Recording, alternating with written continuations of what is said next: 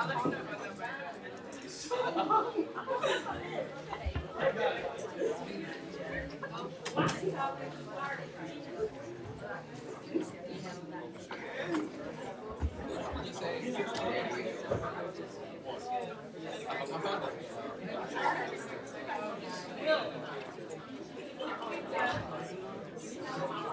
big sigh.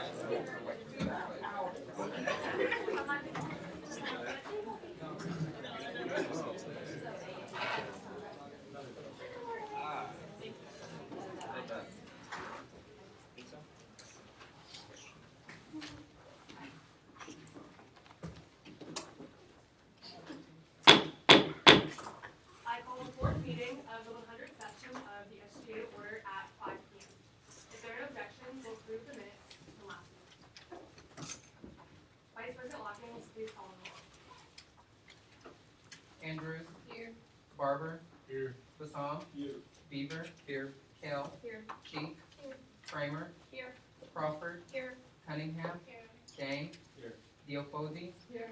DePersia. Here. Edinburgh Lucero. Farnham. Here.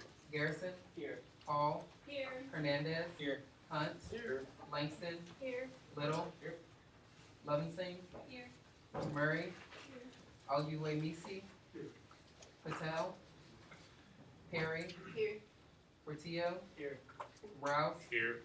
Randall. Here. Sander. Here. Sands. Saxena. Here. Skate. Here.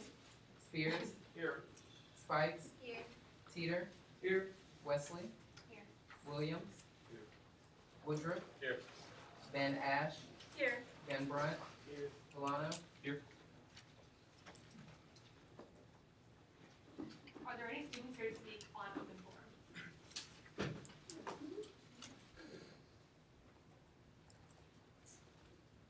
So, I was just here to speak to you all about the share survey that went out a few weeks ago. And I was under the impression you guys were going to send it out, but you guys were considering sending it out again. So that was the context in which I wrote this speech. However, it's come to my attention that you have already decided not to, so I'm very happy about that. But I still did want to talk about the impacts of the survey on sort of the LGBT plus community on campus. Just wanted to let you guys know the context in which I'm presenting this. So, thank you all for offering the opportunity for me to speak with you today. I'm here and concerned about a situation that happened a few weeks ago, the Student Health Adjustment and Relationship Experiences Survey from about a month ago. I'm here to bring some light to some of the deeply problematic aspects of this survey and provide the perspective of one directly targeted by its discriminatory and defensive language. Unlike the survey in question, I am telling you all now that my small presentation here will involve some sincerely triggering content and slurs, particularly related to the LGBT community. The first thing to recognize about the SHARE survey is that the questions change depending on what you select on the sexuality question. As I brought my complaints to my peers and advisors, many of them had never seen some of the problematic content despite taking the survey. For instance, if you select any of the non-heterosexual options on the sexuality question, you receive this screen of questions. There's a wealth of issues to unpack here. Firstly, all of the questions are phrased against the LGBT plus community. All of the sentiments asked about here are violently homophobic and transphobic. They perpetrate bigoted, ignorant stereotypes and beliefs. They cut all of us into our most bruised places, places we get hit over and over and over again in large and small ways in daily life. Please note that, I think you guys can read these questions. Please note that these questions also include historically oppressive slurs against the LGBT plus community. These are words we hear before we are backed into an alley and assaulted. These are words we hear screamed at us from the tinted windows of cars when we walk down the street. These are words that are repeatedly used to shut us down, reduce us, and silence us. Furthermore, the questions use the abbreviation LGBTQ+ again and again, far too many times to be a typo. While this may seem a minor point to some of you, the transgender community has been historically excluded and discriminated against, even within the queer community. The acronym LGBTQ+ is very rarely used in modern rigorous literature about the community, and only as a measure to exclude transgender individuals. In fact, the modern LGBTQ+ movement was in large part started and fueled by Marsha P. Johnson, a Black transgender woman. To exclude the transgender community is to ignore our history and practice the same bigotry and narrow-mindedness that we ourselves despise. If you do not know enough about the LGBTQ plus community to include the T, you should not be writing surveys about our experiences. And I do understand that you guys did not write the survey. I was a little bit confused about some of the sourcing. In contrast, a friend of mine selected the straight option on the sexuality question. In turn, he received the question, quote, have you ever wanted to commit violence against members of the LGBT plus community? I cannot begin to impress upon you the shivering terror that question brings me. I have personally suffered physical abuse as a tactic of control and repression, and the idea that that approach could worm its way onto my campus, my home, and to the only space I truly felt safe. The idea that the space could turn in a moment into a place of blood and trauma simply because of who I love is viscerally disgusting. Finally, the handling of this survey had its own issues. When the survey was first sent out on September 18th, it coincided with another survey known as mandatory. This year's survey was not mandatory, but the similarity in timing and sources made it easily mistakable for the survey that was required. The survey did come with a content warning, but it only addressed the triggering content in the domestic violence section.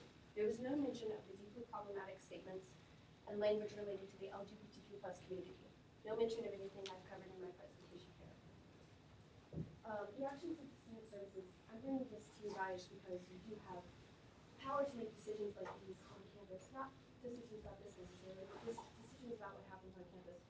The actions of the student services, sending out this survey is deeply troubling to me, and I just wanted to sort of present to you the perspective of someone who is directly impacted by the language of that survey, and thank you for your time.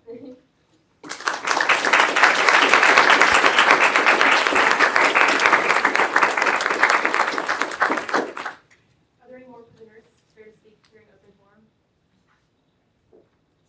We don't have any presenters today, so we'll move into standing exec reports. My eyes are a bit in the blank, so bear with me. So ASGA conference. So exec went to a conference the last 2 days, and overall it was beneficial. So we learned about how other SGAs operate, and we were able to gain some new ideas. Overall, we learned how established our SGA is. There are some groups that hadn't even had elections for senators yet and had trouble filling their 10 open positions for senators. So we're really lucky to have the reputation that we have and the high engagement levels within Senate. So thank you all for that. The next presidential town hall is October 23rd at 5:30 p.m. in the Student Center, and it's in room 214. So please try and come. Please invite your friends who want to come. President Davis will be there, and we are partnering and co-sponsoring with RHA, which is the Resident Life Association. So please come. And then the next point I have is difficult conversations presentation. Dr. Amy Hawkins, she is in the public relations department, or teaches PR at UCA, but she offered to give the SGA a presentation on how to have difficult conversations. So this session, I've heard fantastic things about it. It's typically 3 hours long, but she's shortening it for us to make it 50 minutes. It's during our cabinet meeting, which is on the 24th. So basically, cabinet's required to attend this, but we want all of SGA to come if you can. It's just 50 minutes, so that's at 4:30 p.m. on Thursday, October 24th. And then the next point I have is our upcoming presenters. President Davis is coming next week to present, so come with questions. And then also Tyler Rachowski from UCA PD is coming to talk about State Block, which is November 7th. Any questions? Okay. Vice President Peter.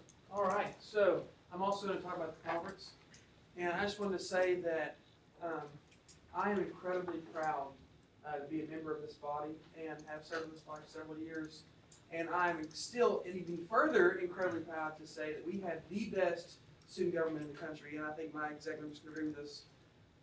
This body outshines a lot of folks. All right, and I just also want to add to that I love being able to brag on the hard work we've all accomplished and how stinking proud I am of every single one of y'all and all the hard work that y'all do, and I appreciate y'all so much.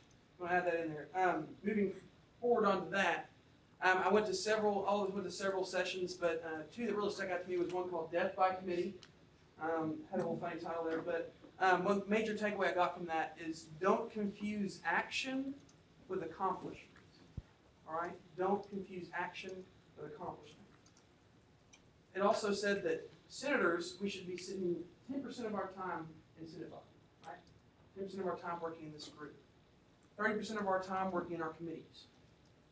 For the rest of the 60%, working with our constituents.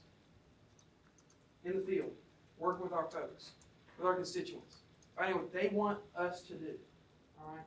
Because that is the most important. That's 60% of being a senator. The other session that I went to was called Extreme Makeover Constitution Edition. And I shared a lot of stuff they had for us with Senator Spears. We'll be discussing that later.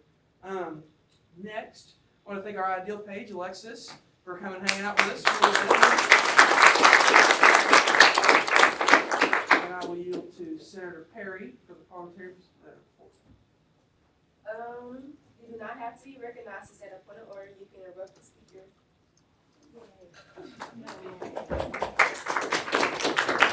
And Senator Spears for our Sergeant at Arms. Alrighty, well, good evening, guys, and I'm here to kind of tell you guys another thing of what not to do in this beautiful body of people.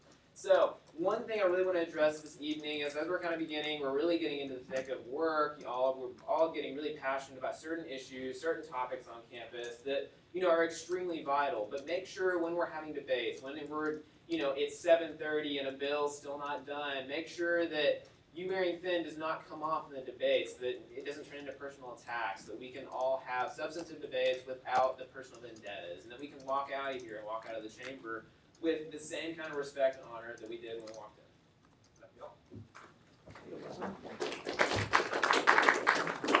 Are there any questions for Vice President Teeter? Vice President Hawkins. Okay, so my first point is AHDA conference, just sort of echoing off of President McGarity and Vice President Teeter. Our SGA is very established in comparison to a lot of student governments across the United States, and I think that's something we should all be proud of, but also remember that we can't be stagnant and to keep working forward that, because if we stay still, then everyone's going to catch up with us. And I went to a conflict workshop about conflict during debate and conflict during your committee work and all that. And so the three things that when you're addressing conflict, it should be what is bothering you, why is it bothering you, and what are you going to do to fix it? I think you should always keep those three things in mind, just because we don't want to only point out a problem, we also want to point out a solution. So remember that. Now, popsicle stories. So we have Senator Scaife, Senator DePersia, and Senator Kane for popsicle stories. They're on pink slips because the popsicles, I couldn't write the question all the way through because it was too long. So yay, y'all get longer questions. So we can start with Senator DePersia. So if you had to eat from one food chain for the rest of your college career, what would it be and why? Tropical smoothie, because it's the only place I eat anyway, and I spend ridiculous amounts of money there. And nowhere else, because I don't go anywhere else. Okay, so my question is, if you could eat dinner with any one celebrity, who would it be and why? Oh, I went totally blank when I read this question, so since I just watched Black Panther last night, I'm gonna go Michael B. Jordan.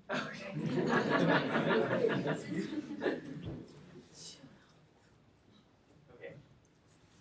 If you could have a superpower, what would it be and why? That's a cliche question. All right.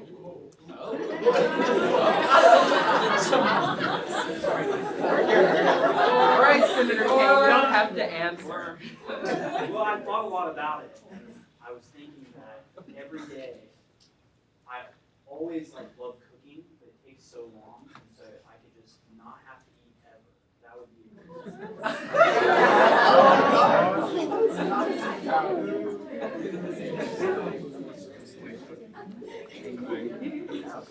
Okay, so our next point is Senator of the Month. So I went back and looked at all of the wonderful submissions for Senator of the Month, and all of them was just one submission. So, Senator of the Month link for the nomination is going to be in the meeting minutes, So you should all fill one out to recognize your fellow senators. We're halfway through the semester, you're all doing great work, and I really want you to recognize each other. So, and then Public Relations Committee. So, we are pushing out the LGBT speaker, which is October 31st during X period. This will all be in the minutes. Ida Waldron Auditorium. We're pushing out the flyer. So if you see the flyer posted on the Instagram highlight for SGA and Facebook and Twitter, feel free to share it and retweet it. We really want a big crowd there. We're also pushing out the Presidential Town Hall, which, as President Gary said, October 23rd, 5:30, Student Center Room 214. That's also a flyer that's going to be pushed out. It's going to be around campus, so make sure you're relaying that information to your constituents and getting a lot of people there. And then our last point, we're going to end on some thank yous. So, thank you, Senator Woodruff and Senator Perry, for attending Fairfax State for me this past Saturday. I hope you enjoy your little thank you cards. And also thank you to Senator Sands and Senator Farnham. They got their little snacks and drinks. It's not in Senate, it's in their, oh, okay, yeah. Okay, they got their little stuff for winning the raffle and reading the minutes. So with that, I'm just gonna plug in. You should read the minutes because you never know. There might be a little Easter egg in there this week. Are there any questions for Vice President Watkins? Vice President Kale. Alright, so my first point is account numbers, for real this time. These are the official numbers, as of this morning. We're always spending money, so, maybe take a couple of thousand off. But, overall, we're looking pretty good. Go team. And then, of course, ASGA conference.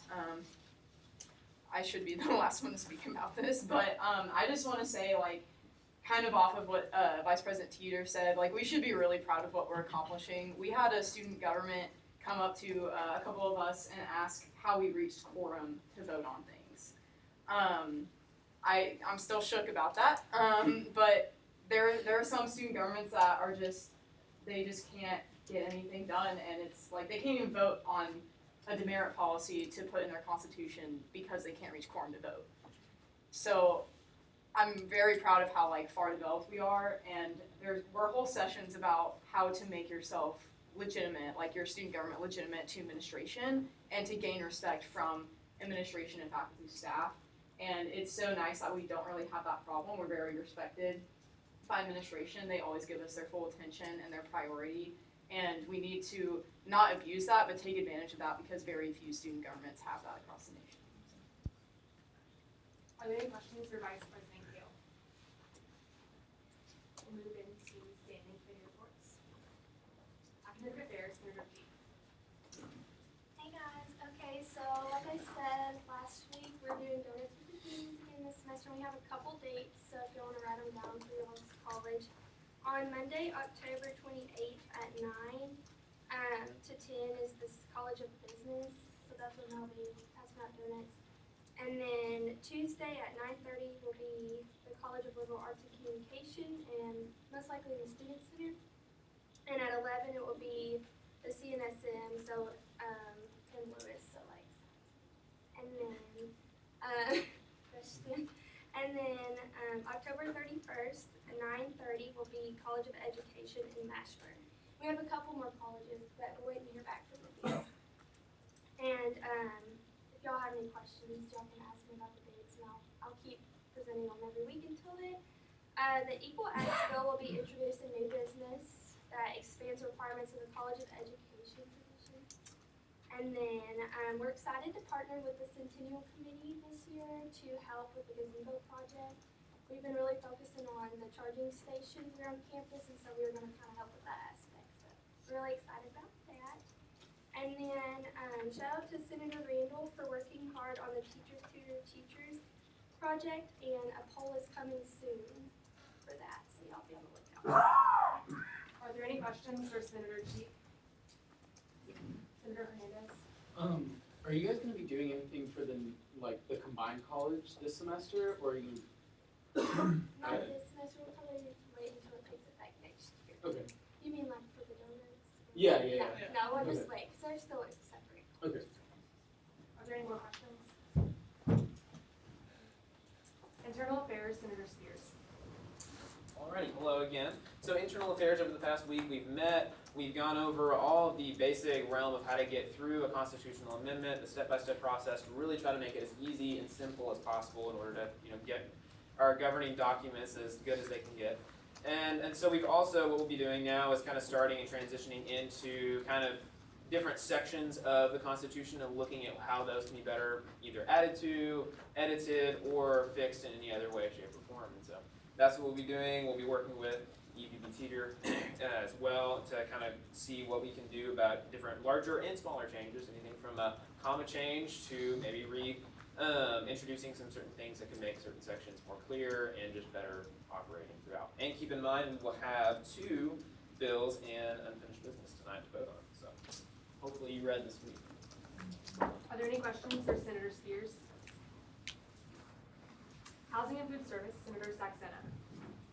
Okay, so we met Ashley Pettingill at the Office of International Engagement last week, and we discussed about reaching out to students for international recipes. So starting this week, we'll be contacting cultural RSOs as well as sending out an email to all the international students to get the recipes. We also met Jim Rivers today before the meeting, and he presented a bunch of ideas to him. Starting with the recipes, he said he's fine with implementing the first one once a month from November, so we will have the recipes to him by the end of this month. We also discussed about the pickup service with Jim Rivers, and we were initially going with a partnership that Aramark had with Bingo, but apparently Bingo got bought by Grubhub this summer, so it will be a new conversation, and they'll be contacting Grubhub to see how it goes, and we'll be looking onto that. We're still, okay, one more. We also spoke to him about the meal plans, especially the block ones, where we only have limited timings where you can use the meal plan. So we're trying to get like 3 meal plans a day where you can use it at any time during the day. Also, we're trying to bring in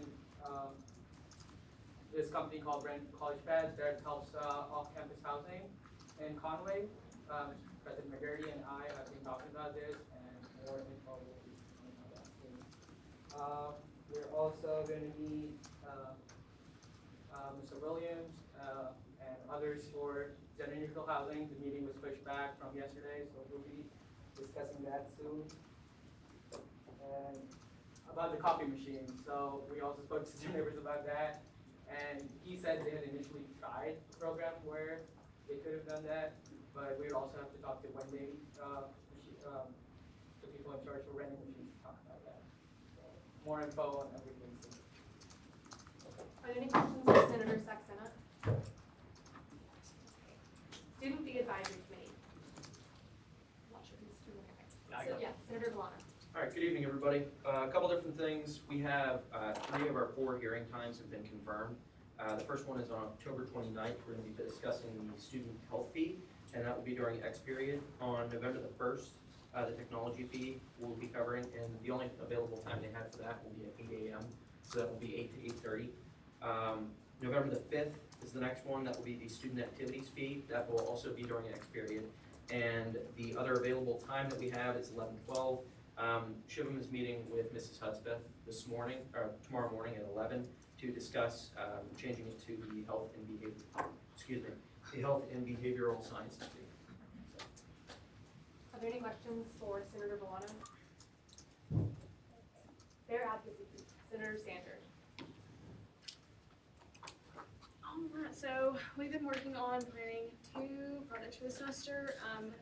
Veterans Day, we kind of just had to come up with ideas for this because currently David Williams is out due to a death in the family, so we can't get the ball rolling on that until he comes back next week. But we're looking at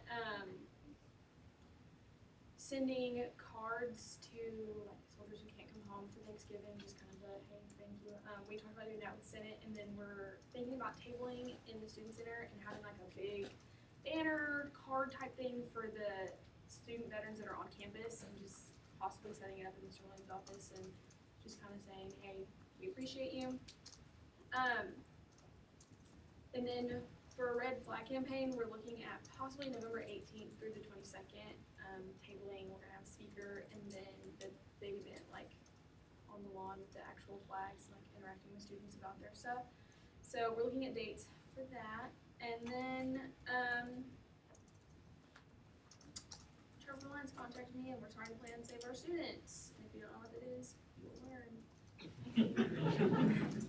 Are there any questions for Senator Sander? Diversity Committee, Senator Hall. Hello, Senator Dang is gonna give a report today, so I yield my time to him.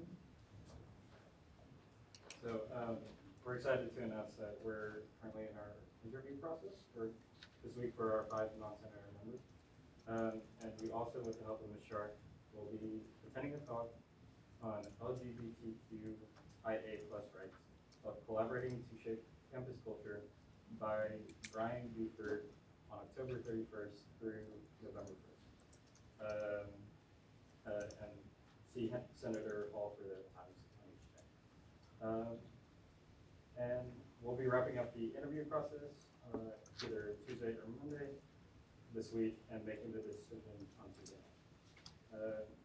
Mrs. Shar's internet has contacted us about posting, has contacted us about helping host Unity Week this year, and we're excited about that. We're also going to a series of speakers, and we'll also have a table outside of the Student Center with Brittany Bartlett for the diversity committee. And Ms. Shar has agreed to host a diversity training session for the new committee members as soon as they're selected, so we're happy about that too. Rohan Saxena is going to get in contact with people over the Hunger banquet that we will be hosting with the Housing and Food Services Committee. And Tyler Hunt will be in contact with prison, and they're going to put a way for us to partner with. Are there any questions for Senator Zhang? Move into ad hoc committee reports, student resources, Senator DeFerja. Okay, so I have three project updates. So the first one is project update on the telecommunication counseling. Senator Spites is currently in the process of trying to get information on the encryptedness of Skype as a form of telecommunication for counseling. So if it is a reliable source to use, she'll be getting into contact with doctors, so we'll hopefully after fall break. And then Senator Barber will be getting into contact with the president of ambassadors to find a way to coordinate bringing Conway High School in our SGA, like their SGA and our SGA in collaboration with each other, just to show them, I guess, kind of the ropes or what they might have to look forward to with college student government. And then I looked at schools and their prep tests throughout the United States and like their prep tests for like grad schools and how they do it and the pricing on that. So hopefully next week I'll be meeting with Dr. Ely in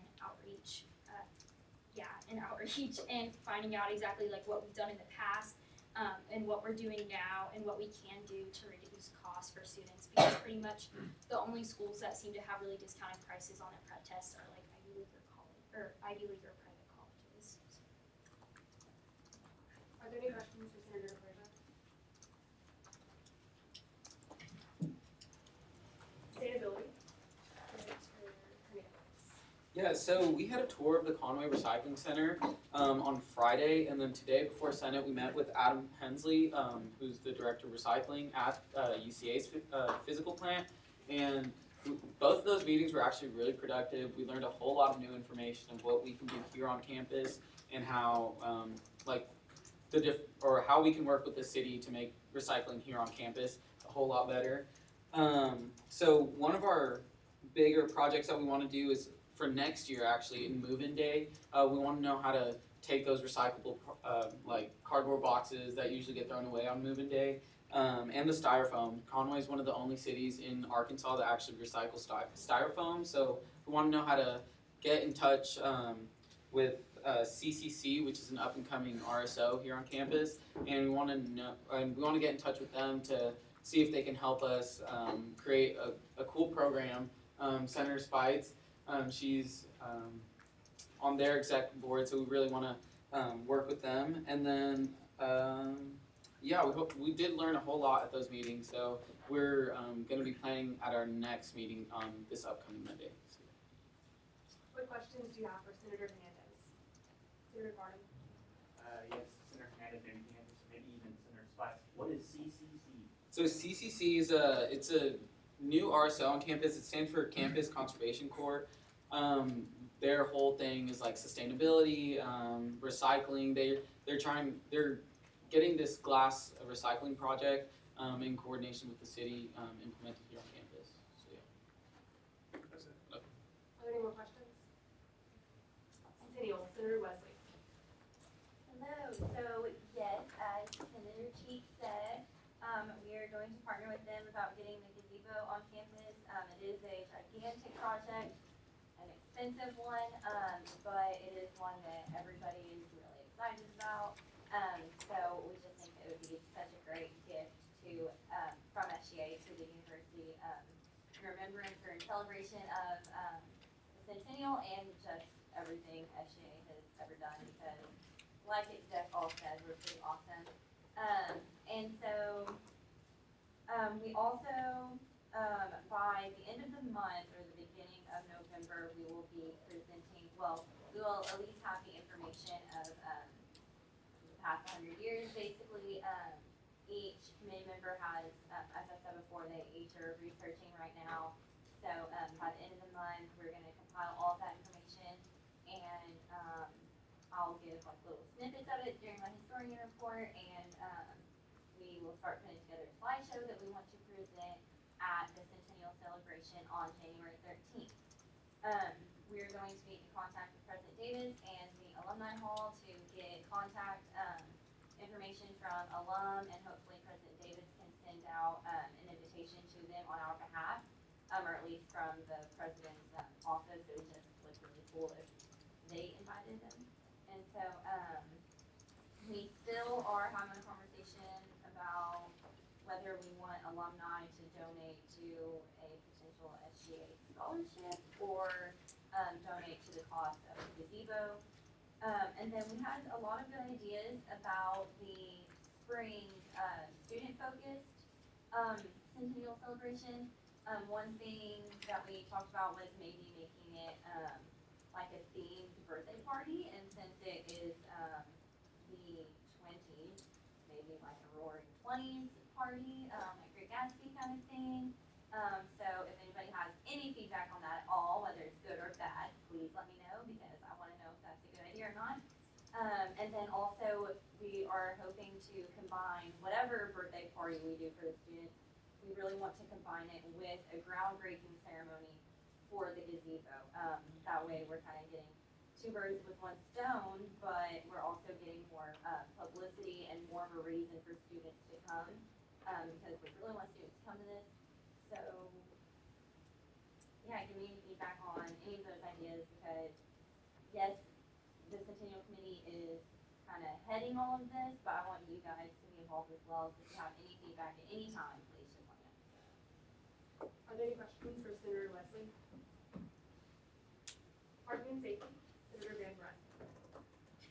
Good evening, ladies and gentlemen. I'm getting off of a cold right now, so my voice is kind of messed up.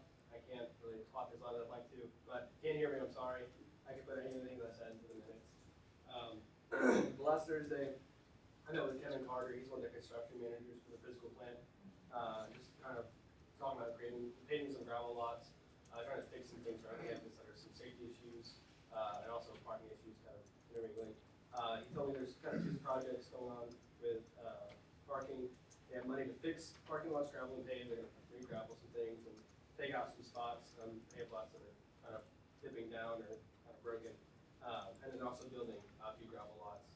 Gravel lots are not what we want, but to have a paved lot, you have to dig underneath the ground, take out all the old dirt, put in new dirt shale, because the dirt here in Conway doesn't really support a lot of weight. And actually, there's a new integrated health and science center. When they started pulling in dump trucks and dozers and stuff there, the big parking lot they were running all their vehicles on started to sink. So you don't do it right, they're just gonna have to redo it in the next, 2, 3, 4 years. So they're gonna do it, you're gonna do it right, and it costs a lot of money. So they're gonna build a gravel lot on Western for the spring semester to use, and then one by the speech pathology, and one by the president's house. So in the president's house, this driveway's right here, there'll be a gravel lot. and he wants us to kind of push to use the shuttles more, like the parking lot by Buffalo doesn't get used at all. I know that. I've lived at Fair Hall and no one ever parks over there for any reason. But there's a shuttle stop there, so it's kind of wasting the shuttle's time. Park over there for, I don't know, 5 minutes to wait for students to park there, get out of their cars, and get on the shuttle. It's wasting the time, the shuttle, and if we, utilize the shuttle, it won't be wasting the time. But and there'll also be shuttle routes, students move a lot. And you can actually look at the shuttle's location using GPS systems or the UCA Safe app to kind of just push these shuttles more to the constituents. So, we build more parking, but if we build parking, it's going to be far away. And you have to walk a long while, so you might as well just use it. So, and if I have a broken leg, or you're pregnant or something, there's this disability resource center, and they have golf carts that'll come pick you up. So kind of push that too, along with the shuttles. And then President McGarry told me before Senate that the Food for Fine kind of project we're working on, the legal aspects of it are getting kind of finalized at the end of this week. So we're meeting on that, and hopefully you'll be able to give them the food pantry instead of having to pay $15 fine pretty soon. And that's all I got. Okay, any questions for Senator Gamble, Vice President Teeter? Do you know progress of the lamp posts that are supposed to be going on this trail reuse? You know anything about that? No, I know, all right, thank you. Any more questions? Okay. Are there any university committee reports? Senator Cheek. Okay, I serve on the Committee on Committees, University Committee. And basically, we motioned and approved all of the SGA senator nominations for the university committees. So if you were appointed, you are now official. Senator Cunningham. I'm a part of the strategic planning committee, university committee with Senator Wesley. And basically, President Davis just explained what our goals are in terms of this year and next year. And it's basically refreshing and revisiting rather than changing everything. And he said that the vision and mission statements of the university will probably stay the same, but try to improve some of the goals specific and what makes having a degree from the university makes you different of stand-up. Yeah, and Senator Wesley, the goals. So right now, goal 1 is basically focused on student success. And so there's going to be subcommittees for each of these goals because the goals are the ones that we're going to focus on trying to change. And so goal 1 is focusing on student success, and that will have its own subcommittee and its own subcommittee chair. And then goal 2 focuses on alumni success. So just preparing students for the workforce or for whatever they have coming next. Just making sure that students are prepared and that the university still, I guess, keeps in contact with them even after they've graduated. So that will be its own subcommittee. And then goal 3, that one was basically just about, goal 3 says UCA will use clearly defined guidelines to evaluate emerging opportunities for strategic growth and enrichment. So that one is about just opportunities and growth, basically, and so that will be its own subcommittee as well. And Senator Cunningham and I do not know which subcommittee we're in yet, but the committee as a whole is going to try to meet about once a month because President Davis wants us to have new goals, new strategic plan by May. So we're going to be working really hard on this. And there is a 4th goal, but it is just UCA will implement the strategic plan. So President Davis kind of thought that was funny because it is kind of funny that that's your goal, that you're going to implement the plan. I mean, that's duh. But so they kind of talked about maybe like just deleting that or changing the wording to where it doesn't sound so silly. But yeah, so that was our strategic plan. And I do have a copy of the strategic plan. If any of you guys want to see it, let me know, or we can have it put in minutes. I don't really know if y'all want to see it or not, but. Are there any questions for Vice President Wesley, or Senator Wesley, or and any more university committee reports. Is there any unfinished business? Senator Spears. I move that the UCA Student Government Association approve Senate Bill 001, election violation appeals and committee clarification. Second.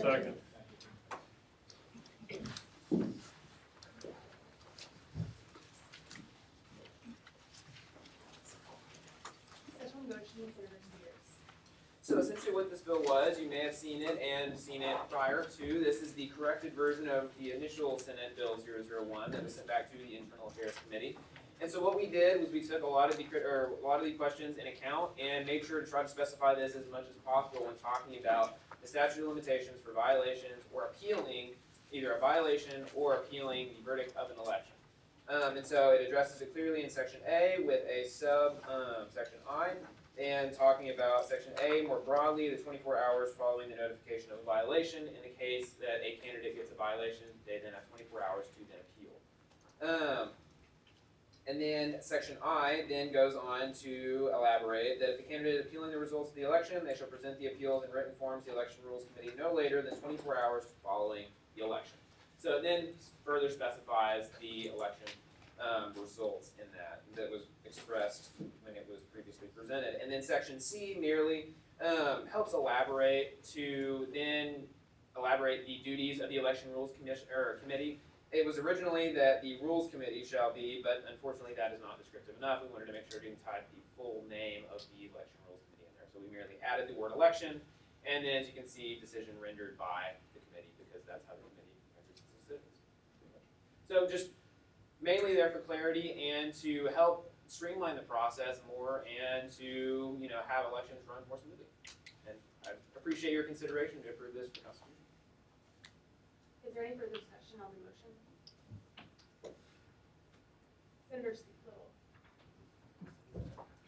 I move that the UCASGA amend Article 4, Section 5, subsection A of Senate Bill 001 to change the allotted appeal time from 24 hours to 48 hours.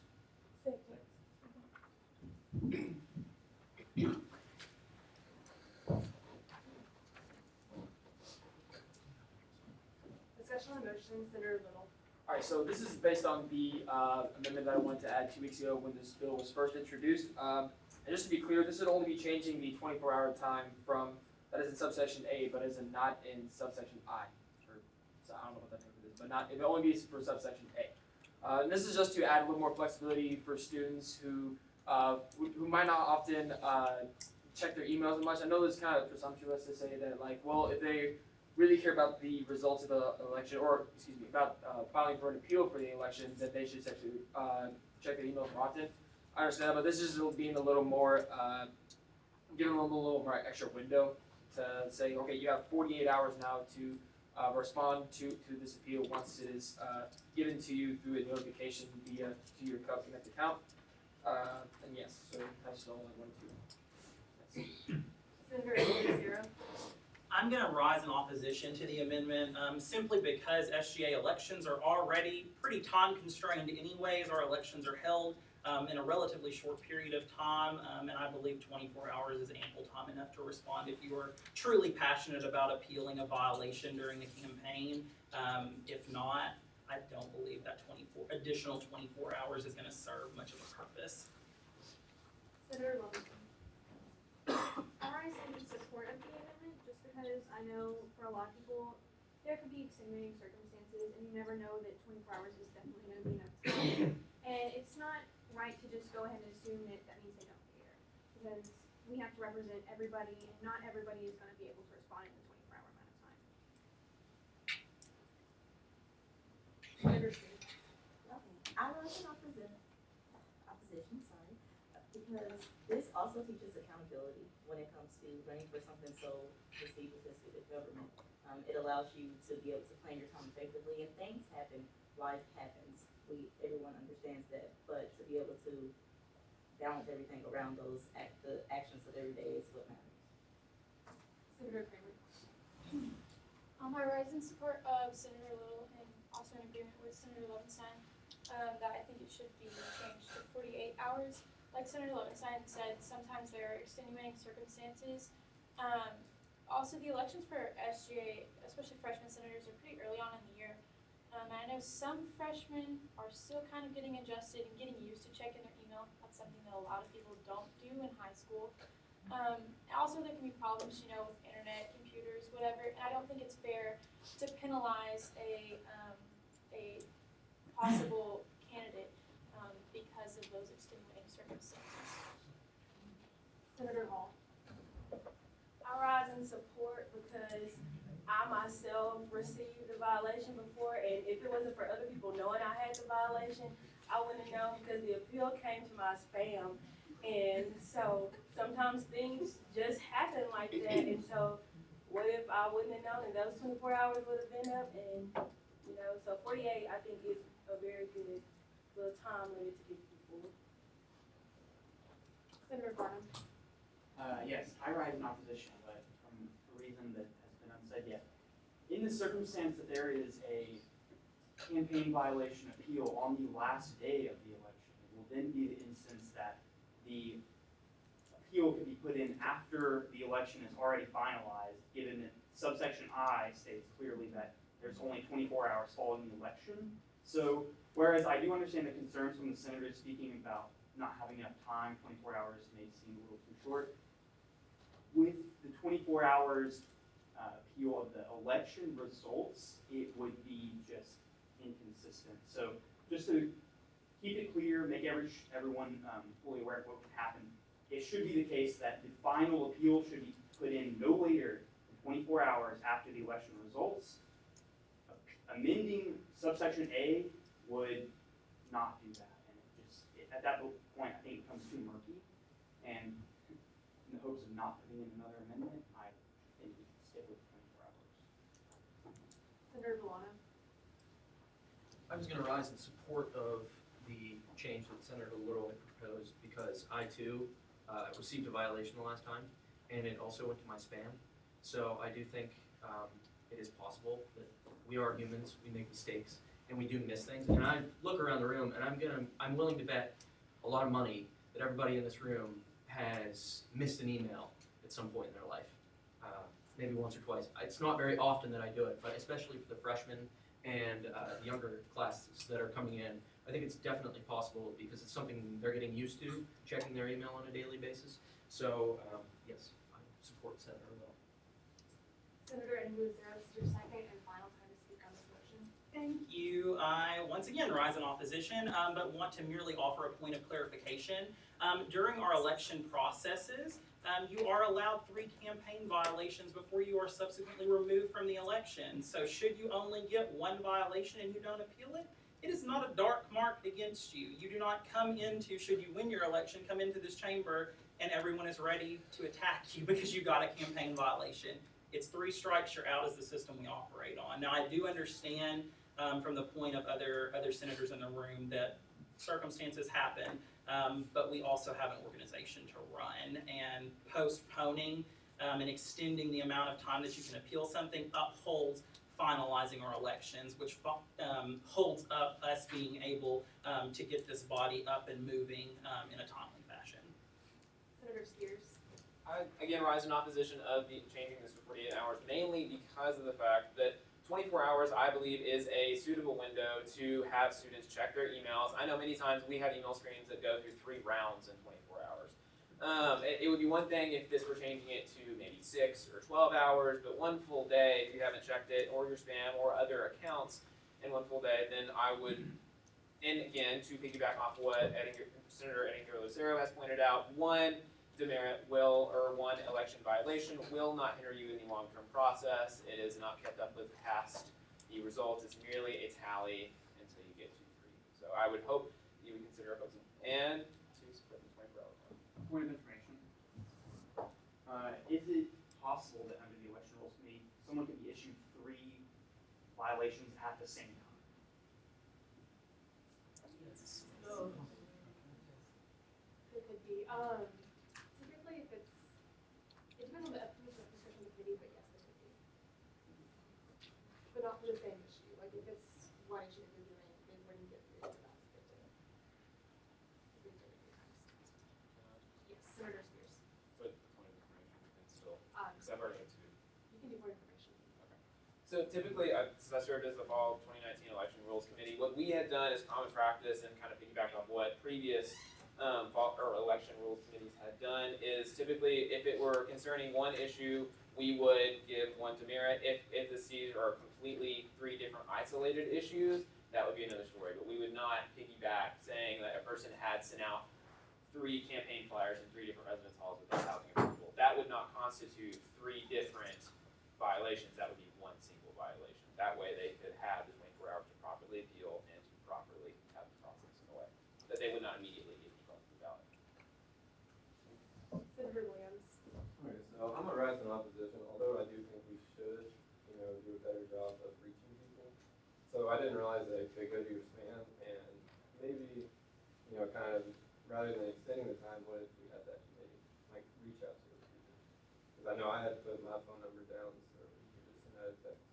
And then you still have a 24-hour time period, so you don't have the spam full problem. Senator Kramer, this is your second to speak in final time on the motion. I have a question that could affect my vote. Are we allowed to ask questions this time? Yes. Okay, well, Vice President Teeter, you have 2 questions. Yes. Is there any way to make sure that election violations do not get sent to spam? Is there anything to be done about that? That does not fall under my purview. I will yield that question to Senator Spears. Typically, in processes, the election rules committee can convene during certain things, and that can be kind of adjunct to certain times. Meaning that being said, there are certainly things that they could choose to, in the future, send a notification via text if that would be more direct, to discretion, and that would of course be another topic that we discuss at a further time. But yes, it certainly is possible if that can be done. Point of information. I'm just a little bit confused because I was on the Rules and Elections Committee last semester, and different things, like we give violations for different things, like just based off what each person in that committee wants at that particular time. It isn't like a set thing for each committee, right? Or, okay, so this is what I'm saying, because he said that if there's a flyer in this residence hall and this one, that's just one violation. But when our committee was doing it, we gave out 3 separate violations. So I was just confused on, like, it's not a set standard, right? It's just what the committee decides, right, or no?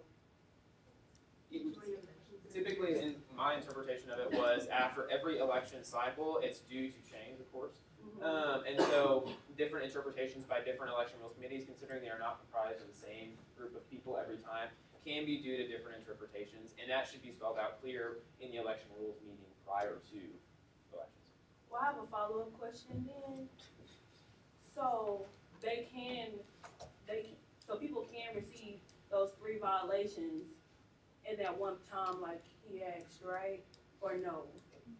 It depends on The committee, right? It depends on the committee, right? It is possible to receive 3 violations at once, but those would have to be 3 different violations, not 3 of the same violations.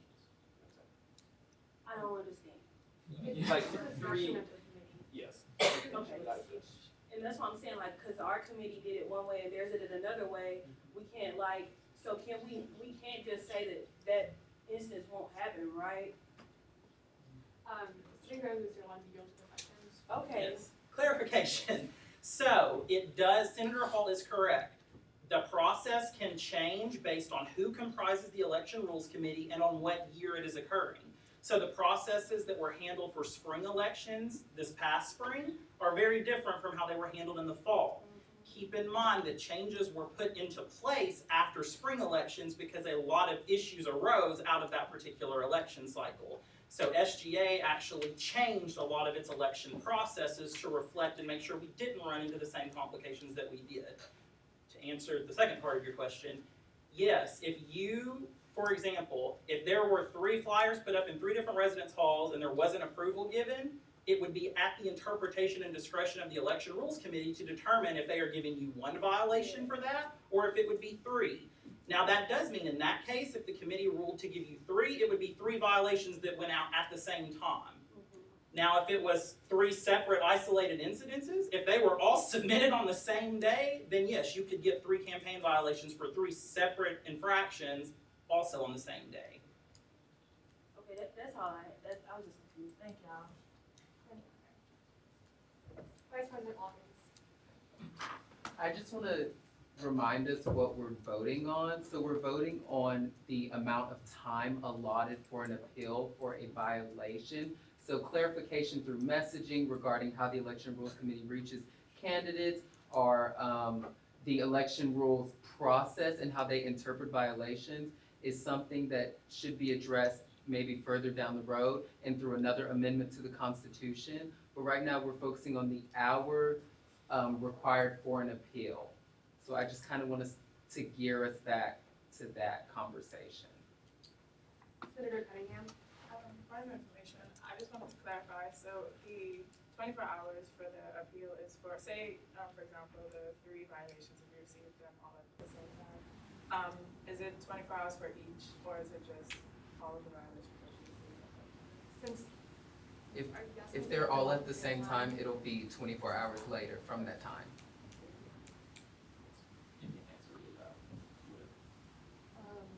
Senator Wesley. I rise in opposition of changing it to 48 hours, there we go, 48 hours. Just because at the election rules committee meeting, the violations are made very clear to the candidates. Well, I mean, I received violation because I didn't think something was clear, but whatever, it's clear now. So, as long as the election rules are clearly stated to the candidates, if you do something wrong, you're gonna probably know you did something wrong.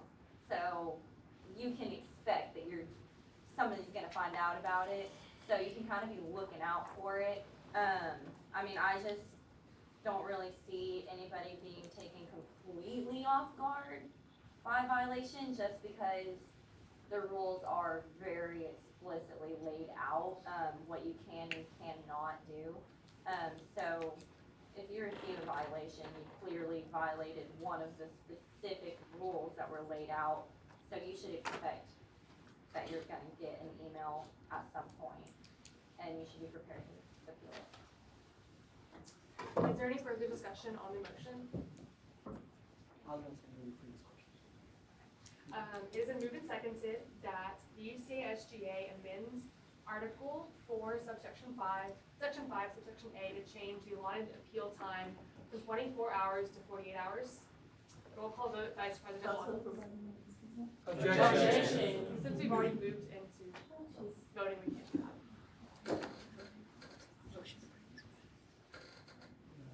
No, we were already about to go voting. So Andrews, no. Barber, No. Bassam, Abstain. Beaver, No. Kell, No. Cheek, No. Kramer, No. Crawford, No. Cunningham, Dang. Point of order. DePersia. Diafodi. No. Eddinger Lucero. No. Farnham. No. Garrison. Yes. Hall. Yes. Hernandez. Yes. Hunt. No. Langston. No. Little. Yes. I vote no. Levenstein. Yes. Murray. Yes. Algue Misi. Perry. Yes. Portillo. Rouse. No. Randall. No. Sander. No. Sands. No. Saxena. No. Skate. No. Spears. No. Spikes. No. Teeter. No. Wesley. No. Williams. No. Woodruff. No. Van Ash. No. Van Brunt. No. Volano. Yes.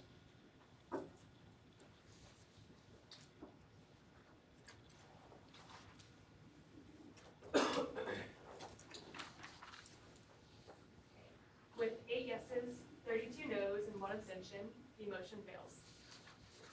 We will resume discussion on the initial motion. Is there any further discussion on the first motion? Senator Farnham. I just wanted to say, I rise in support of the amendment to the Constitution. I think that the Internal Affairs Committee did a great job laying out some more clear and concise points, especially subsection I. I know there were a lot of concerns with that, and I think they answered those concerns quite clearly. And the distinction between, I think the key thing was the distinction between the campaign violation and the election. So I just want to say great job. I will be voting for yes.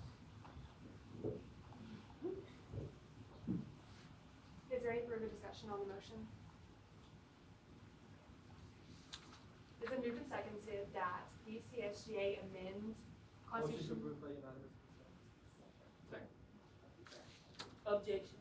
Okay. It's been moved and seconded that the UCSGA, in accordance, or an article, amend Article 4, Section 5, letters A and C to change time allotted for an election appeals violation to be submitted and clarify the election rules committee in those sections. Roll call vote, Vice President Hawkins. Andrews, Yes. Barber, Yes. Bassam, Yes. Beaver, Yes. Kale, Yes. Cheek, Yes. Kramer, Yes. Crawford, Yes. Cunningham, Yes. Dang, Yes. Diofodi, Yes. DePersia, Yes. Eddinger Lucero, Yes. Farnham, Yes. Garrison, No. Hall, No. Hernandez, Yes. Hunt, Yes. Langston, Yes. Little, Yes. I vote yes. Levenstein, Yes. Murray, Yes. Al-Uwaimisi, Yes. Perry, No. Portillo, Rouse, Yes. Randall, Yes. Sander, Yes. Sands, Yes. Saxena, Yes.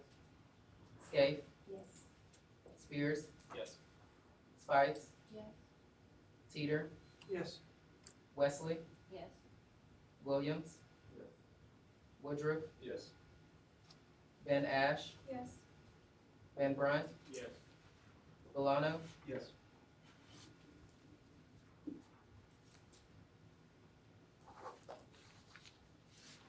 With 38 yeses, 3 noes, and 0 abstentions, the motion passes.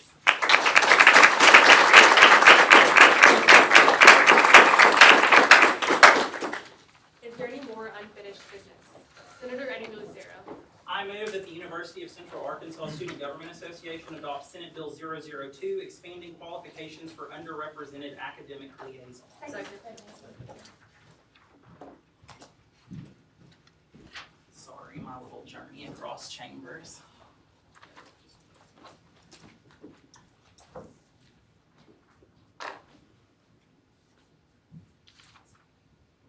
Discussion on the motion, Senator Eddinger Lucero.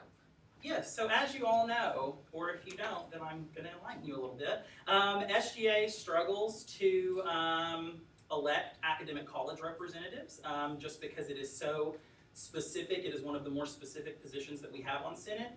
With that, we struggle every single year to get a College of Education representative. When we do get them, they are fantastic. So Senator Randall is off to a fantastic start and is doing a great job. And all of her predecessors are fantastic. But because of the internship requirements and the other degree requirements in the College of Education, those individuals struggle to serve on SGA because of the time requirements that our jobs also entail in this body. So what this bill seeks to do is expand those requirements for the College of Education representative to include majors, education majors, whose departments are not housed in the College of Education. So for example, I am a Family and Consumer Sciences education major. My Department of Family and Consumer Sciences is housed in the College of Health and Behavioral Sciences. So that is the academic college position that I'm eligible to run for. Even though I am an education major, I have a minor through the College of Education, and I take courses through that college as well because I am getting licensure. So the whole purpose of this bill is to expand that to include those secondary education majors or those education majors whose departments are not housed in Mashburn in COE. Is there any further discussion on the motion? Senator Randall. I rise in support of the bill because our UCA considers their undergraduate initial licensure programs for the College of Education to be K through 6 elementary education K through 12 special education, 4 through 8 middle level education, and those three are able to represent College of Education as of now. However, also on the list is K through 12 education programs, 7 through 12 secondary education, 7 through 12 mathematics and science, also known as STEM. And these are specialized ones that are somewhat in the College of Education. I've been told that they have 30 hours in the College of Education. And as an elementary education major, I do have College of Education classes, but not all of them are held in Mashburn. I also go to math and IRB and such whenever it's required. But the reason they are not listed is because they're not specialized. They are specialized in a certain department, and that's why they're considered to be in that department. But they are still part of our educating family, and so I believe that they should be able to be a representative as well. Is there any further discussion on the motion? Senator Barnes. Will Senator Agnew and Sarah, will you answer the question? Yes, sir. Do you or potentially an officer roughly know how much this will expand the pool? Roughly what is the size of the current undergraduate college education, and what will it now be after the potential bill passes? So off the top of my head, no. If you look through some of the programs that Senator Randall just listed, that would include probably roughly another 500 to 1,000 students that would be eligible for this one position that are secondary education majors, K through 12 education, or anything that's not specifically housed in COE. Senator Wesley. I rise in support of this simply because I had several friends who wanted to apply for the College of Education rep, but then they weren't eligible because they were secondary education. And I didn't even realize that that was the thing, my bad, until they told me that their application got denied. And I was like, and I was really confused about it. So yeah, that won't have to happen anymore if this passes. Senator Agnew, this is your second and final time to speak on the motion. I move to amend Senate Bill 002, line 21 to read, also be classified as an education major, so striking the language of secondary education to an education major whose department is not housed in the College of Education.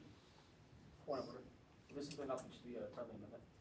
No, because it's changing the meaning of the bill.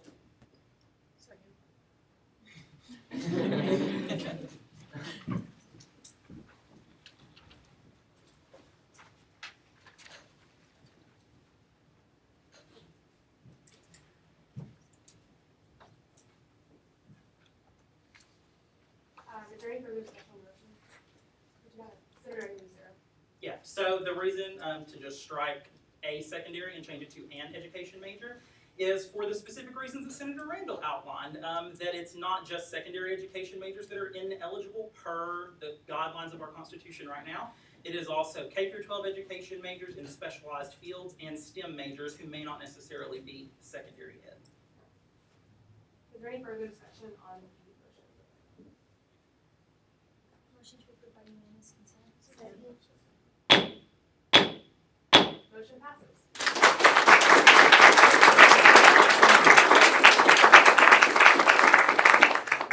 Is there any further discussion on the initial motion? Senator Crawford. I'm rising in support of Senator Ettinger Lucero's bill. I am a social studies major, which basically means that I am half a history major and the other half is education. So to kind of say it casually, I'm just as much of a education major as an early education major. I will pretty much have the same career, except I will be in a high school setting. This will really help me because I could potentially serve as the College of Education representative, especially with the merging of the Liberal Arts College and the Fine Arts College. So thank you for this. This will help out not only me, but several other people who want to apply for that position but can't because it is not there. Senator Wesley. Point of information, will this allow people whose major is still technically housed in the department to still run for their, the other, like would Senator Crawford be able to still run for the current position she has as well as run for the education? Senator User. Yes, this will not change those eligibility requirements. So for example, Senator Crawford would still have the opportunity next year to run now, if this passes, for the College of Education representative position or the College of Arts, Humanities, and Social Sciences representative position. Is there any further discussion on the motion? Senator Kramer. Will Senator Edgar Lucero be able to a question? Always. Just out of curiosity, was there any reason why you put this amendment as just an added number 2 instead of a subsection to number 1? Yes. So part of the reason being is section 1. Hold on. Section 1, letter I of the qualifications in Article 3 specifically discuss academic college representatives. So it just made the most sense, since this was just clarifying something for one of those positions, to just drop it in as a number underneath versus just making an entirely separate subsection in the Constitution. Let me clarify that real quick. I meant making it a subsection under number 1 where it says the candidate must have 12 hours. Is that the same thing? Oh, yes. So number 1 is just referring in general. They must have 12 hours in that college unless they are a freshman student seeking an academic college position, and then they must have a letter of recommendation from a faculty member. So this is just, that's separate, a separate set of qualifications. Senator Hernandez. I moved the previous question. Second. So moved and seconded that we'll move to this question. Roll call vote, Vice President Motion Hawkins. to approve by unanimous consent. Second.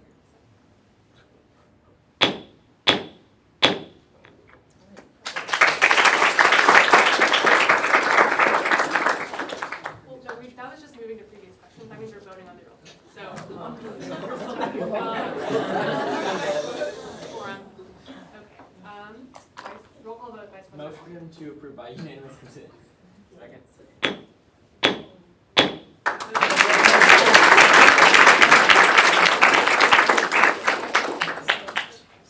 Is there any more unfinished business?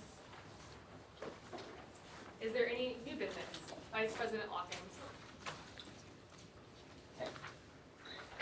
I move that the UCASGA allocate no more than $65 to purchase materials for the Do Not Worry, It's Friday campaign, all funds garnered from the SGA Reserves account. Second. Discussion on the motion, Vice President Hawkins. So this is a campaign that we're going to be, PR committee wants to have on the last Friday of every month. We would sort of have a coffee pot, make coffee, and have donuts for the students. I've contacted Jim Neighbors, director of Airmark, and he said if we want to buy a coffee pot, we can go ahead and do that. So now that we have the go-ahead from that, we just purchased this coffee pot for the SGA office. And the reason for this campaign is just for us to continue that interaction with students and to make it more of a friendly face-to-face so that SGA has a face. And, you know, everybody loves coffee when they're rushing to get printing for their 9 a.m. class. And then donuts as well, so, yeah. Point of information. Is that just for the price of the coffee maker or coffee as well? Like, what is the breakdown on the cost? So the coffee maker itself will be $24.99 on Amazon. And then, and then I'm also getting a huge sugar pack thing as well as creamers and stirrers, and so that's all within that cost. And since we're only doing it once a month, it'll last for a very long time. I already have Folgers coffee at me and Vice President Tita's apartment that I don't use, that we'll use. And so, yes. Vice President Teeter. Will Vice President Hawkins yield to a question? Yes. Will this affect office workers, the chief of staff at all? Vice President Lockings will be doing the coffee and cleaning the coffee pot. So it will not affect chief of No, staff? it will not. Fantastic. Senator Williams. Hey, real quick, what kind of serves are we going to be environmentally friendly? Yes. We're just going to be making coffee, and we will recycle all of the cups that we use. Well, they're probably not recyclable, but okay. Okay, I'll make sure they are. Also, just make sure you're asking questions, say, will this person miss it or yield to a question? Just for future reference. Is there any further discussion on the motion? It was moved and seconded that UCSGA allocate no more than $65 to purchase materials for the Don't Worry, It's Friday campaign. All funds garnered from the SGA reserves account. Second. Roll call vote by President Long. Andrews, Yes. Barber, Yes. Bassam, Yes. Beaver, yes. Kell, Yes. Cheek, Yes. Kramer, Yes. Crawford, Yes. Cunningham, Yes. Dane, Yes. Diofodi, Yes. DePersia, Yes. Eddinger Lucero, Yes. Farnham, Yes. Garrison, Yes. Hall, Yes. Hernandez, Yes. Hunt, Yes. Langston, Yes. Little, Yes. I vote yes. Levenstein, Yes. Murray, Yes. Alue Misi, Yes. Perry, Yes. Portillo, Yes. Rouse, Yes. Randall, Oh, yes. Sander, Sands, Yes. Saxena, Yes. Scape, Yes. Spears, Yes. Spites, Yes. Teeter, Yes. Wesley, Yes. Williams, Yes. Woodruff, Yes. Van Ash, Yes. Van Brunt, Yes. Valano, Yes.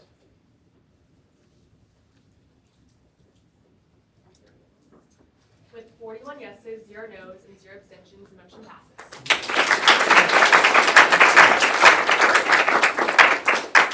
Is there any more new business? Are there any announcements? Vice President Lockings. Okay, I have 3, and I'll be real quick. So, thanks to Senator Little and Vice President Teeter, there's an open suggestion form that you need to make sure you're handing out to your constituents and sort of making sure that they know they can utilize that so that we can make sure we're addressing them. That would be a great thing to do. Vice President Teeter mentioned earlier about 60% of your time should be working with your constituents. So use that form, make them fill it out. Make sure you're reading the minutes, and then all you people who didn't have the right sizes for SGA swag, I have your stuff in my office so we can get it after Senate. Point of information. Yes. Where's the format? Senator Little. So we working on this time to actually have put on my UCA. So if you were to look up Student Government Association on my UCA, like the first thing that'll pop up is the suggestion and comment form. Thank you. Are there any more announcements? It's also on our Code Connect page. Senator Murray.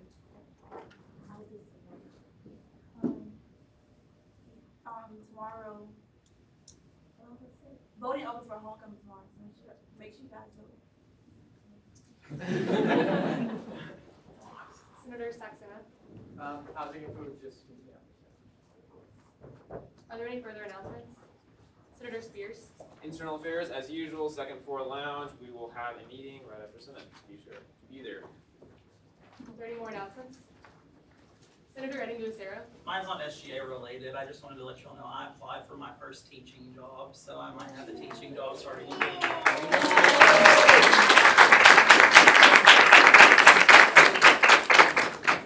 Senator Hall. Diversity Committee, please do not forget, we have interviews right after this. Are there any more announcements? Senator Van Brunt. parking and safety, meeting after this. Any more announcements? Meeting is adjourned.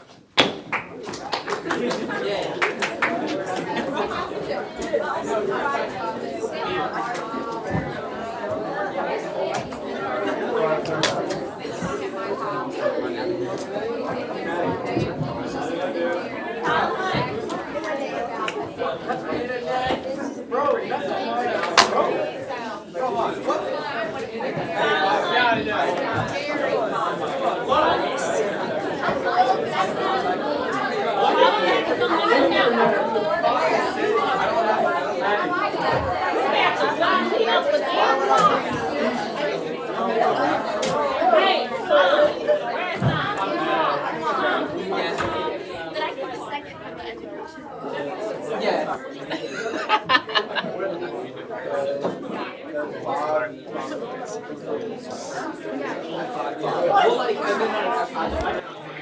Do I hit stop recording?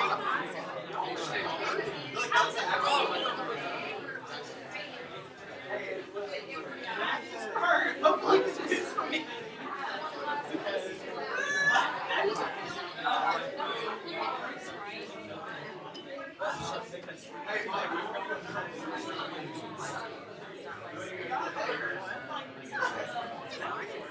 And then there's a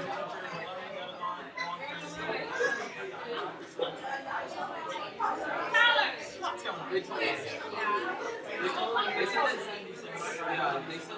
I know, I will just so y'all are fully aware, I will do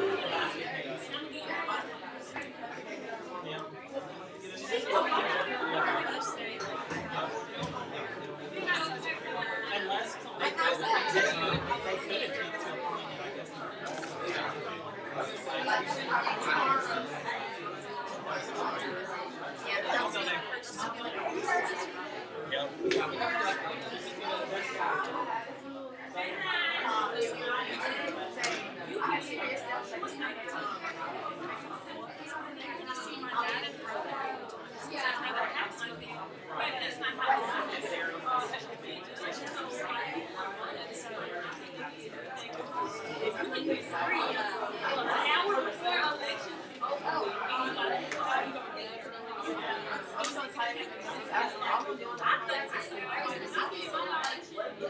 That's the plan. Right after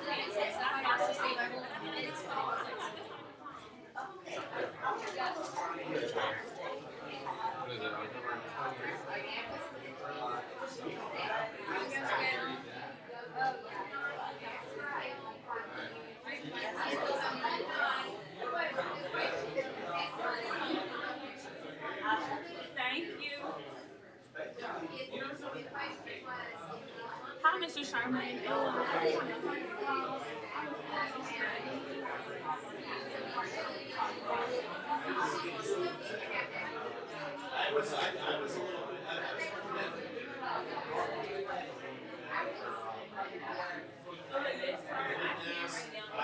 I was wondering. All the groundbreaking was being down here.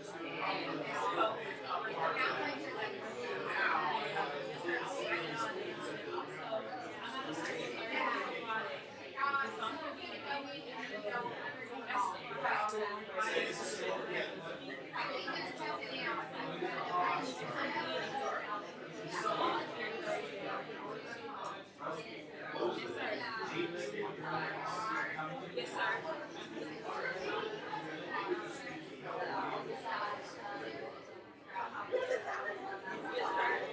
Yeah, I'll be down this Thursday and this Friday. All right, thank you.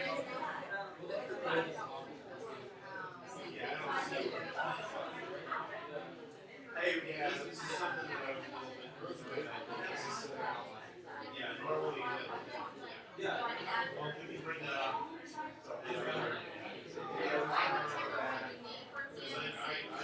I can see in my mind's eye, I can see Ross a shovel for the groundbreaking for both of those buildings that went over there.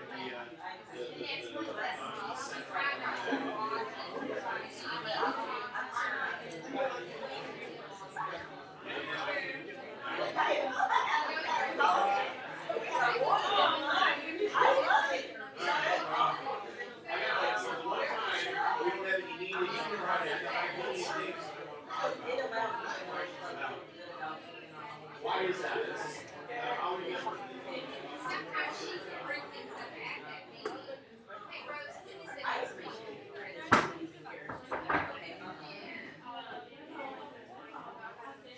So there were things that we wanted to ask. She can tell you what the things are and how you bring it up. Let somebody come in, they ask questions and then they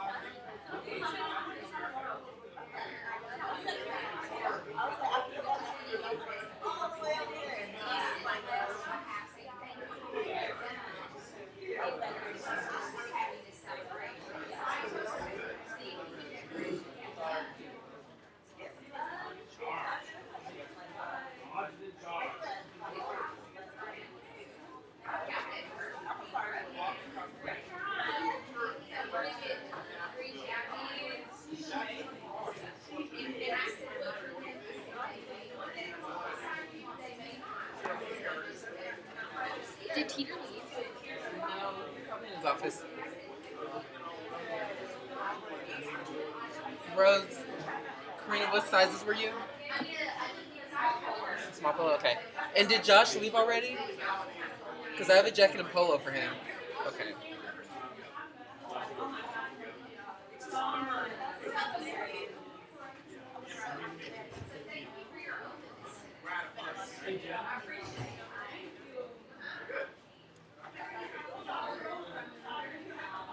Here, Karina. Karina. Of course.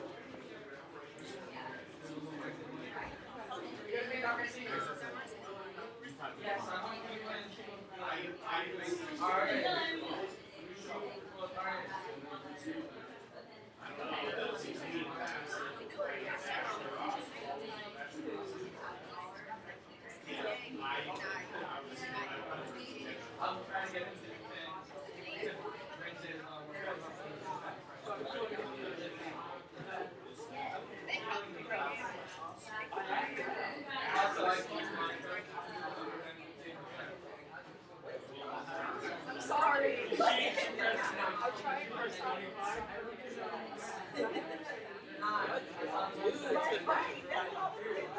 Office work is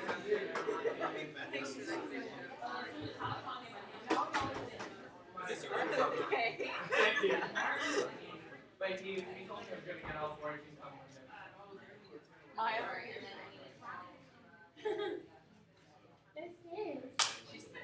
She is. I saw him looking like, no, it's just the Oh, me. No, actually, that, you have to read that. By next Monday, see you then.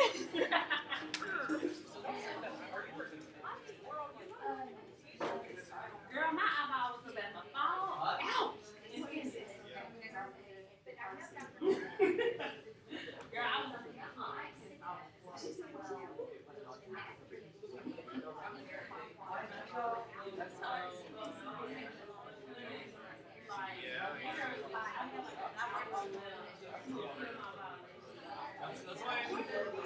How much? I forgot. How much did it?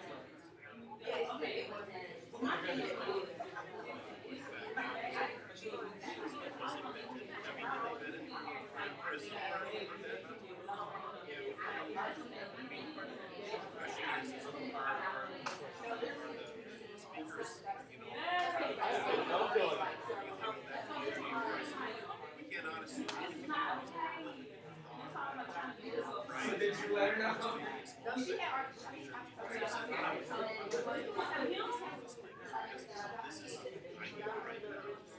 Oh, did you?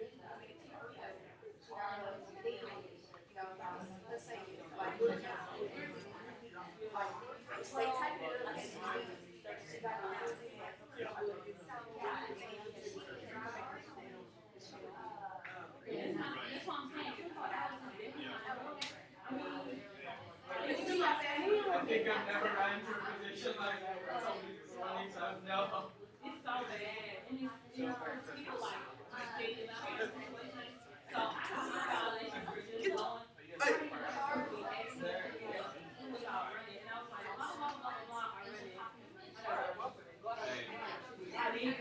Do we have enough time to go?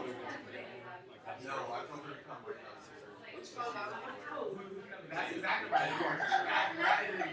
I got not. I told them I'll give them a text with, like, as we're getting finished, so like, most of them know it's now that it's like 7 to 8 is around time. I told that to you, like, Okay. 7:30. I mean, there's a lot of work or something.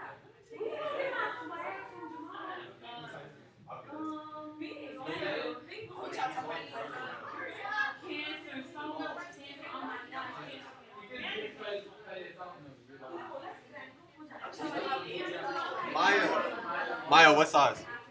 2X79. Okay.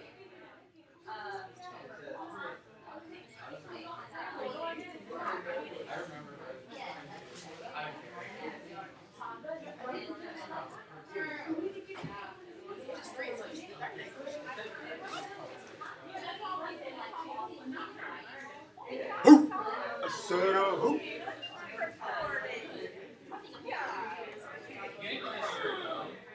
Yes, you did.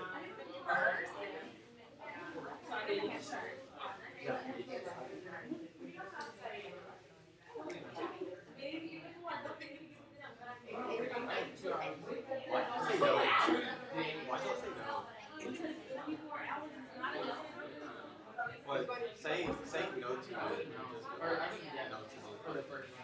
I mean, yes, no would have been, the only thing that it would have made it go all the way back, right? To how it was. Saying no would have been anything but the house. Couldn't we bring it back up? It's Not no more. That's why we like we can't make another ordinance. We just make it like clean up. I was like, That's wait. all we say. No, I feel like they should like get some for you. No, we just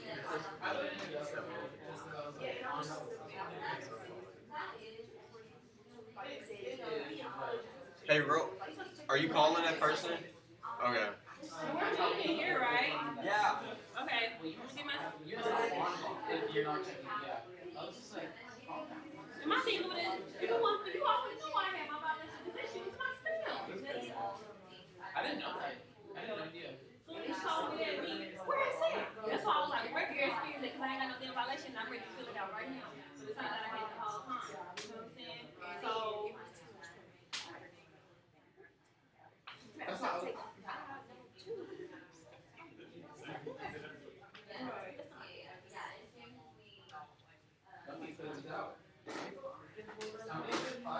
Oh, we need to put our names down here, y'all. I gotta go to that. In the house interviews, and so it was really confusing because they was like Rose, and I'm like, oh, I'm actually like, but Rose's name was in front of me. Usually you can sit here and then. Okay, so we did our little workshop. You're not supposed to look down on the person you interview. Yeah, so you're supposed to be at level one. So you try that? I mean, just do however I mean, that is. Yeah, I'm gonna say we did a great job. Okay, we already like. I know, bro, honey, not just take my spot, and I've been waiting so long. No, sure. Not you scared. Okay, I'm gonna go get food and leave. Yeah, this be working. You go ahead and go and get Tyler thing now. What the?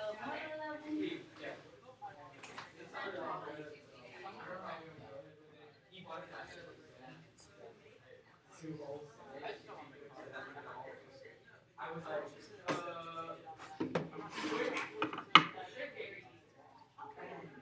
he kept telling me that other SGAs have done so quickly, and then here's my committee who's not.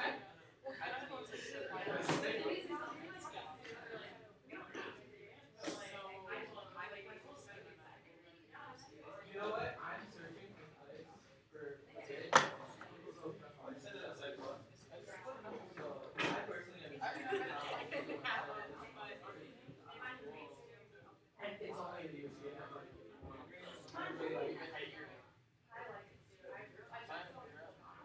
Hi, Ronnie. I know. okay, so you said you were talking about I'm a little bit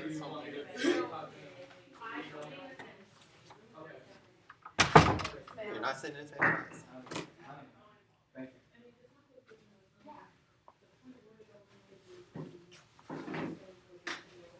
Sorry, Tom. She made me sit here. Who? I didn't put my Why's that? Sam, do you want to sit here? No, I just wanted to see. No.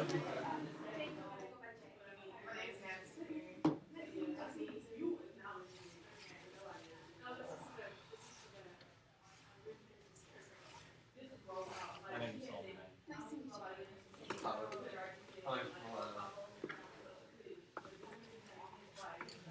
You are about to say no to it, but here is it.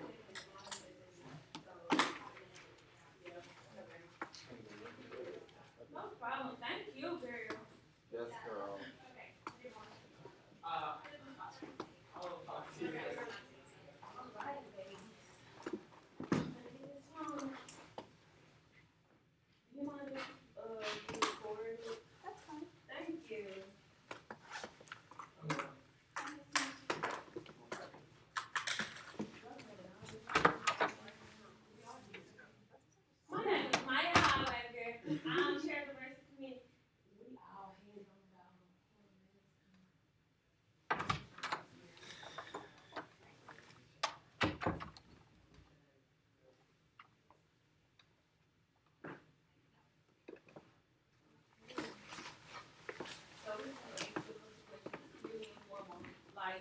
chill out, like, it's like real important. So, I'm asking for some first, we'll go back around, then I'm asking for. Okay, so my first question, or do you want, you can say who you are first, I'm sorry. Okay, hi, I'm Jacob Park, so I go by Jay. I'm a trans guy, he, him, or they, them pronouns, and yeah, I'm here to be a part of the diversity committee. All right, okay.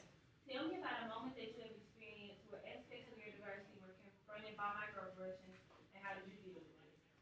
Mainly in my family because they don't really accept me being trans, and it's mainly just because of ignorance and not knowing exactly what it is. And so, typically a lot of people would like get really upset about that, and of course I was upset about it, but like I used that to realize, you know, there's other trans people out there who are also facing the same thing as me, and so that's why I want to be an English teacher so I can help those trans students who are like facing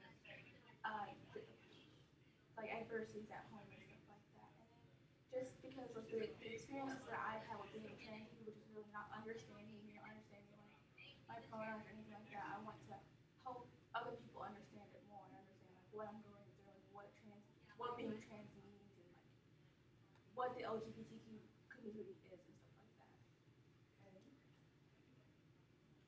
Describe a situation where you have resolved an issue or conflict related to diversity and inclusion.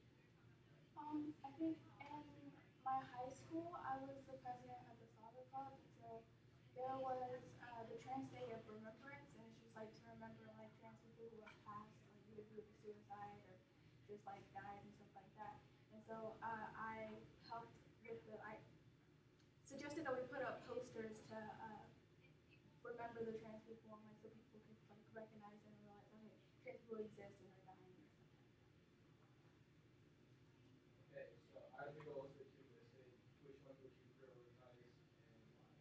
How do you plan to work towards it? I really want to prioritize getting teachers to help LGBTQ students and like recognize their identities and be able to show inclusion in classes and stuff like that. Because outside of our homes, LGBTQ people are at school most of the time, and so it's basically like our second home. And so I want them to be not only like accepted in schools, but also comfortable to where like they know the teachers will at least tolerate them at most. And so it's hard to know whether your teacher accepts it or not because most of them probably have like a sticker or something, but most don't. So it's hard to know, am I accepted in this classroom? Am I liking this classroom? And stuff like that. And so I want teachers to go through like training to like know what to do when they have a trans student in their class and like how to show acceptance for LGBTQ students. And to go through with that, to be honest, I'm not exactly sure yet. I'm a freshman, so I don't really know a lot about UCA, but I can do a lot of research and see what I can do to help LGBTQ students. Okay. What do you expect from joining the state education committee, and would this be a main priority for you?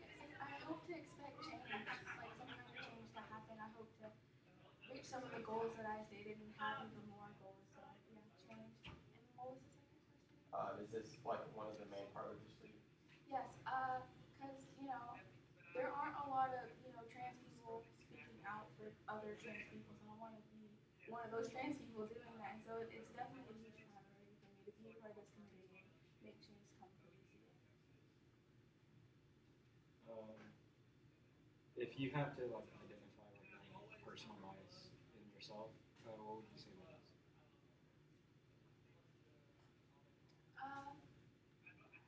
I guess I have a bias for like LGBTQ people, but like a positive bias to where like I want to help them more so other than like students who don't identify with the LGBTQ community. And then I think I have a bias for like ignorance, I guess if that makes sense. I know a lot about the LGBT community, but I don't know a lot about like other diversity aspects, but I am working on learning more about that. Also, how do these affect how you view people that are different?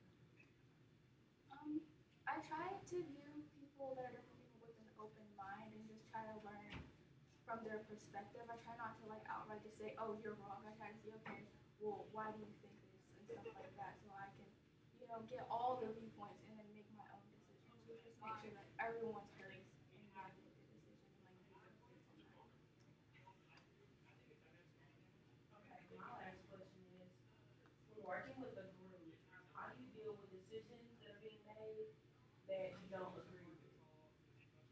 If it's like a huge decision that I really like absolutely do not agree with, I try to see if we can compromise, and if we can't compromise, I try to say my viewpoint and say, okay, this is what I think, this is why I don't agree, and this is why I think we should go with my viewpoint, and try to see if we can, compromise. I would not want to fight with them about it because that's just immature. So just try to have like a mature conversation about what to do.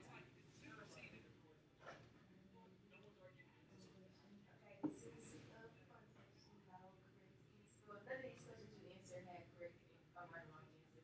But if you were to pick color from like the rainbow, like purple, blue, red, what color would you be like and why? Why would you be that color? I really like the color yellow because for me it like signifies happiness and like sunshine and stuff like that. And I've always been saying since like 11th grade in high school, I want to be like a beacon of light and happiness for people. So yeah. I like that answer. Thank you. Right, I chose yellow too. Wait, are we gonna do? We're gonna also do this question, right? Isn't that what we did? Oh yeah. Oh Yeah. yes. So Rohan, you wanna go first? No, I'm gonna go last. I'm having to think about it. Okay. Me, I would definitely pick like, let's just say black because But they don't know. They gotta be rainbow, color from the rainbow. We did decide on that. Come on. no, Yeah, that's not on the paper. It's not even color. That's not even color, really. It's the absence of any color. But it Well, actually, Rohan, what if you you like use like the LGBTQ rainbow, there's like one for people of color, and black and brown is in it. So. okay, I would decide.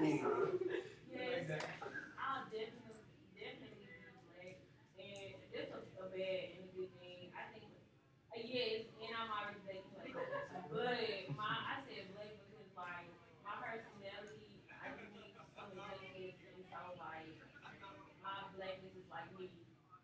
I'm not open to like a lot of stuff that goes against what I think, but I'm gonna change it. Like, 'cause I feel like, okay, so if I'm saying everybody deserves rights, and somebody beside me, everybody don't deserve rights, me, you know what I'm saying? I try to be nice about it, but like inside I'm like, are you kidding? Okay. Yeah, so that's me. I think my color would be purple. Not just because of that. Because purple stands for loyalty.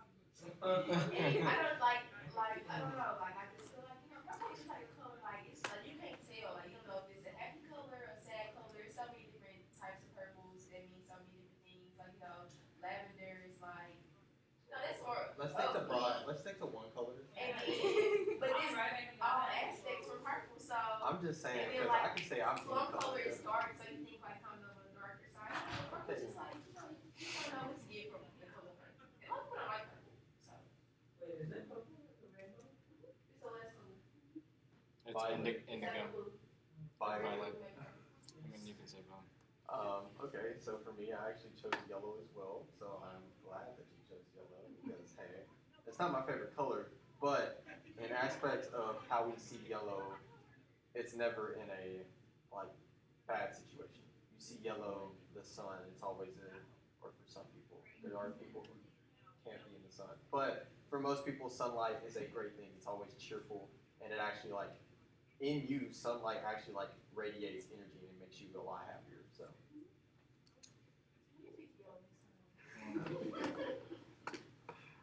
I think I'd have. Oh, sorry. No. I think I'd have to pick blue. I don't know.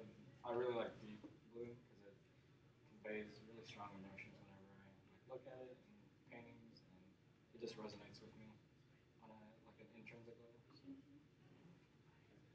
I would say red. I get to see sometimes, so I can see something. You don't want to see that. I know. I can actually see all of us as these colors, so. Really? Yeah, I can act like I see it. Right, it's Rohan. I've never seen Rohan. Oh no, no, I don't say red as in mad. I say red as like Rohan like. Maddie, what do you think? I think Rohan likes to like roll past stop signs. So. Rohan doesn't care about Rohan colorblind.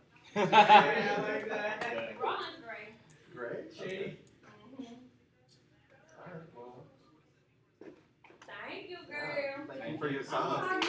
I call everybody girl, even so I'm sorry. You have a nice night. Every single last person. Oh my gosh. She said it. Yes, she said it to the people, like the dudes that walk past in Paris. Yeah. All the questions were asked. Really?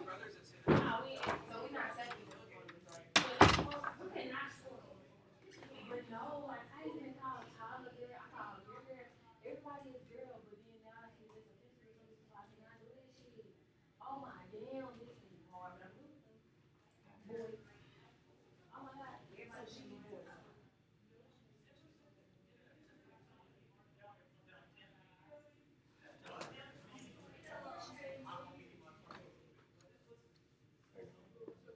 28 out of 30. I did not put 30. Y'all asked 6 questions.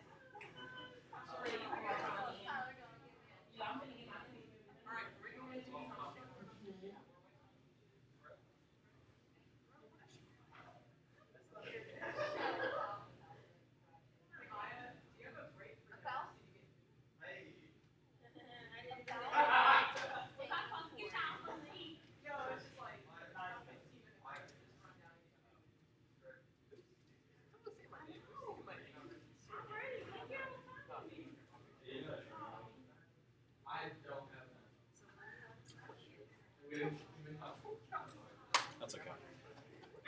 I just want to earn my phone. Hey, our next person.